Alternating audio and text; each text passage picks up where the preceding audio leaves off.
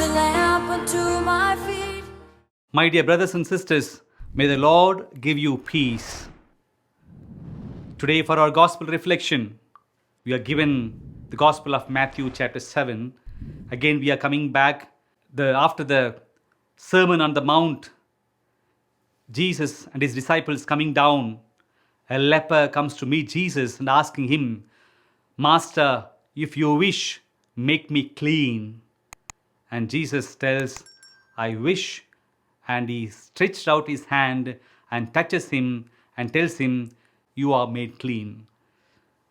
My dear brothers and sisters, in our situations today, due to COVID, maybe due to our own sinfulness, most of the time we are wearied. We are disfigured. We are worried so much. We are burdened heavily.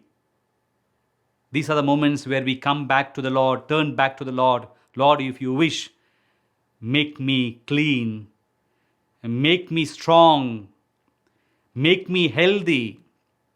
That's where Jesus comes and tells us, and before us, he stretches out his hands and touches us and tells us, be strong, I am there for you. Be clean, I am willing to cleanse your sin. Brothers and sisters, here God comes to tell us a message.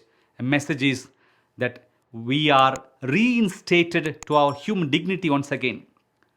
We are given a privilege of becoming human again when we are disfigured, when we are not instated in our society. That's how it happened to the leper in his own Jewish community.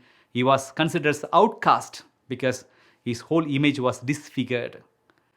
In the first reading today, the book of Genesis, chapter 17, where God comes once again to Abraham and makes him a covenant again and tells him, you and all your descendants would be obliging to this covenant, or every male should be circumcised. This is the covenant he makes with them.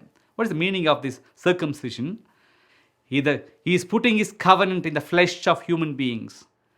Dear brothers and sisters, as Christians, we are also given this privilege of his grace in our flesh through the baptismal commitment. Through baptism, God's covenant is made manifested in our flesh. That grace is given to us. That's where God reinstates us once again.